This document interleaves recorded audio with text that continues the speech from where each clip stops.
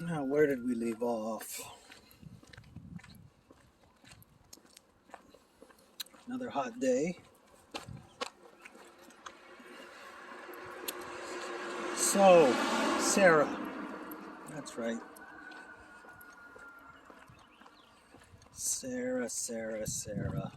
Beautiful, sweet Sarah. My first wife. Not when I first laid eyes on her, the second time I laid eyes on her. The first time I laid eyes on her, nothing happened at all. The second time I laid eyes on her, I was completely in love. Now, like I said, I was raised in such ignorance that I didn't know nothing about nothing. No books, no communication with my family. Just basically not seen, not heard. And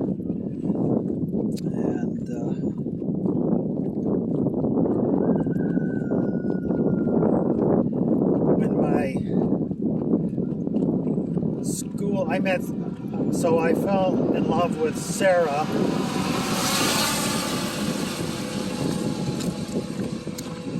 was it the summer after I completed high school, and she was in her last year. She was starting her last year. Is that right? I think so. Gosh, it's so long ago now. It's hard to recall.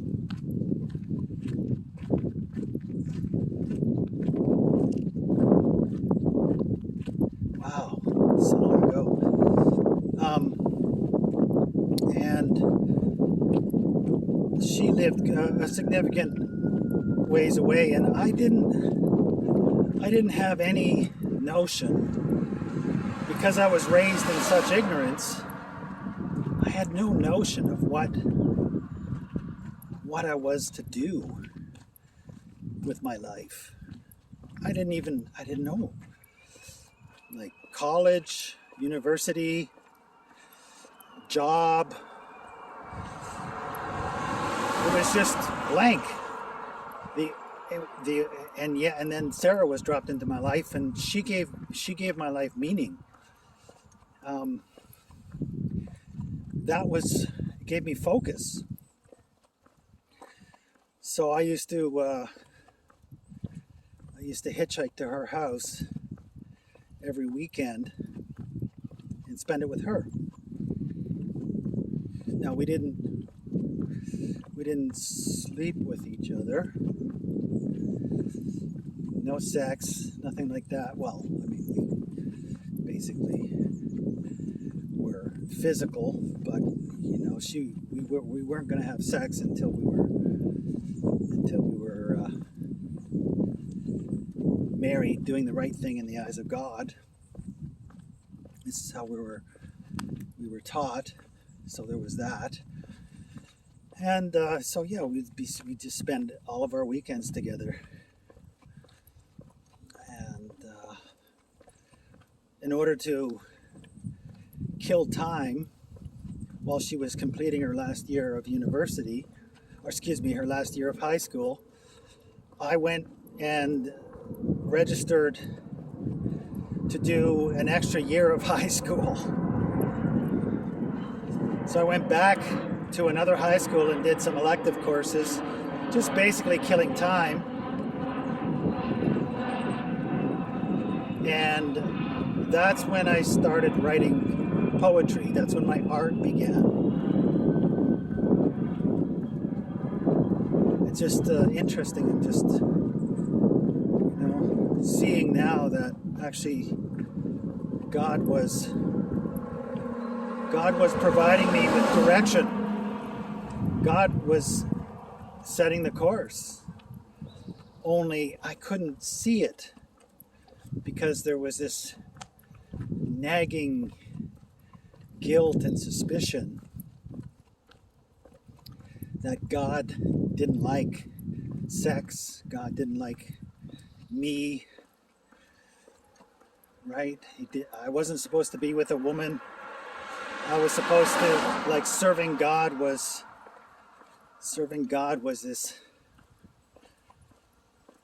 this giving up these matters,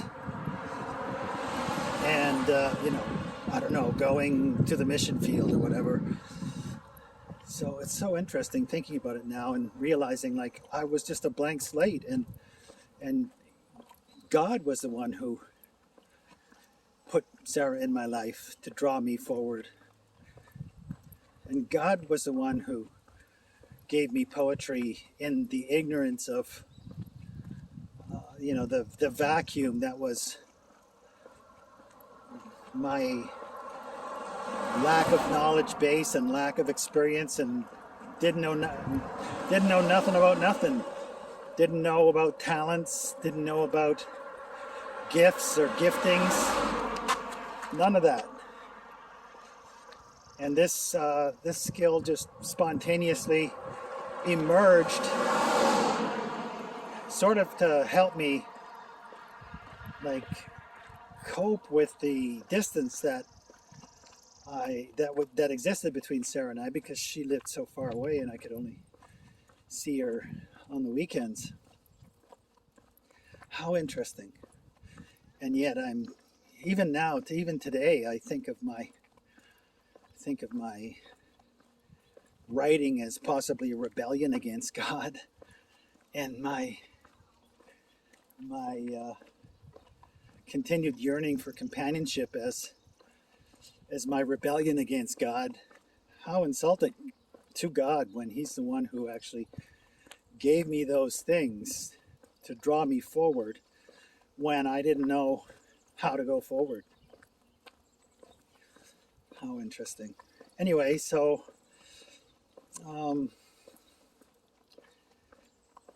at the end of her school year, she knew what she wanted to do. She came from a more informed family than mine, and she was going to go to Queen's University. And me not knowing what else to do, I followed her and applied for university, because I didn't know what else. I had no other options, really. I didn't know how to be an adult. I was still, emotionally and intellectually and morally and a child. I needed somebody to take me by the hand and lead me forward, and I can see now that that's what God did. But all this time inside of myself, as a counterweight, not understanding that it was in fact spiritual warfare being waged against me, having no grounding in discipleship, no grounding in the Western tradition, Western canon, the Bible, church fathers, none of that. I thought I was in rebellion against God, actually. Right? Isn't that something? And it worked its magic, right? And I couldn't pray any longer because I just wanted Sarah, and I turned it into the thing that I was worried that it was. I made it. It's the thing that God gave me to draw me close to Him. I, in my fear and suspicion, turned it into a tool that was used as a wedge to drive me apart, to drive me and in my relationship with God, to drive it, to put a wedge between us. And I thought, like, if I prayed, if I studied, if I read the Bible, if I educated myself, that it was certain that I would lose Sarah. And so now the my ignorance, being informed by a corrupted conscience,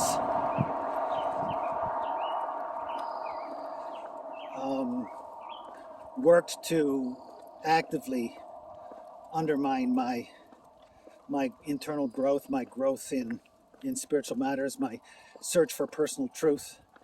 That ended. It just all ended. And interesting. Yeah, so I went to university with her, and I didn't even know what I had no idea what to study. So the only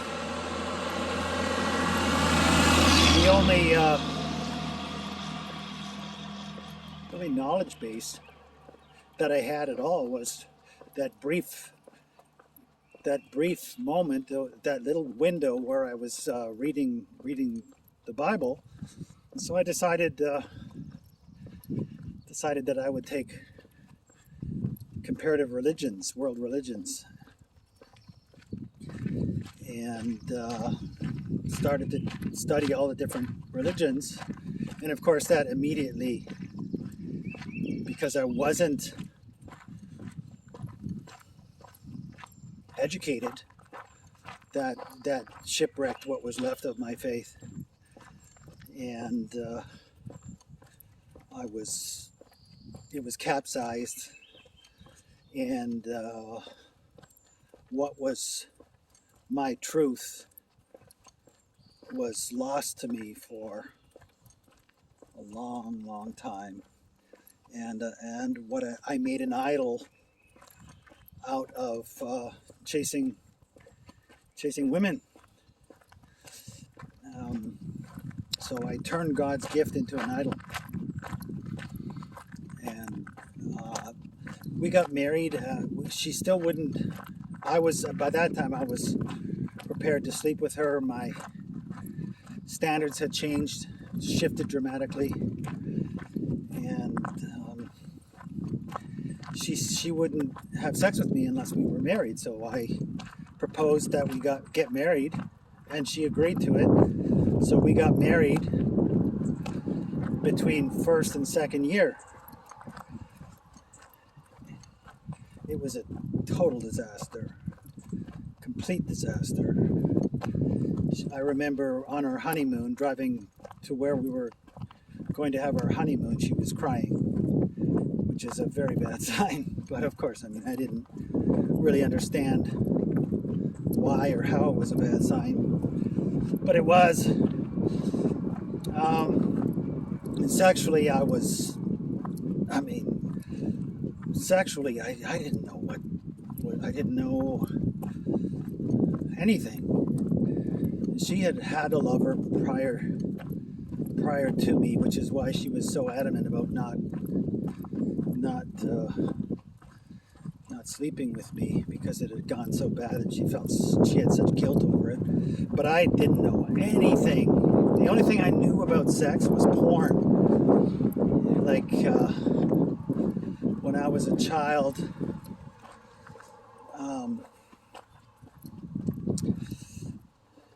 I think I got introduced to porn when I was like 12 years old. A friend's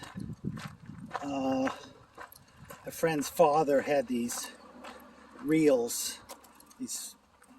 They were just hardcore porn, and we'd watch it, and that was all I knew about sex, which was not good. And but it gave me an appetite for illicit things. That's what I thought sex was. And whenever I could get my hands on girly magazines, I would make it worse. I had this urge that I didn't know what to do with, and porn gave gave me temporary relief. And of course, that was another wedge that was being driven in me between. So my desire for women and my use of porn alienated me not only from God, but alienated me from the women that I wanted to be with as well. So by the time I had to have sex with a real live girl was like uh, all I knew was porn, and my wife Sarah was horribly unhappy. She and also like remember like we were Christians, both of us quite ignorant and thrown into the university setting, and she was in drama and studying dramatic arts, and I was in religion studying world religions. So do the math. Both of us uh, quickly became very secular, worldly, and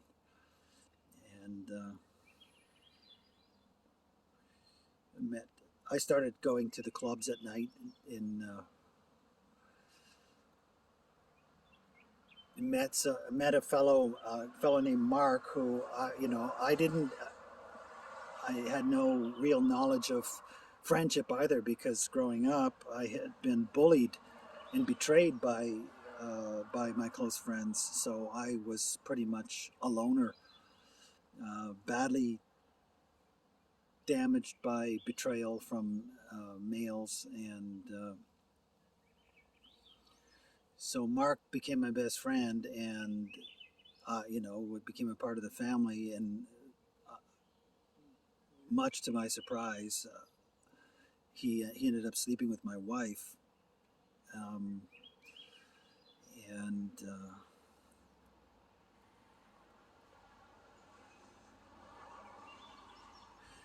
that ended that. So that lasted for a year, and right, and in that time, my sexual dysfunction became obvious in that relationship, and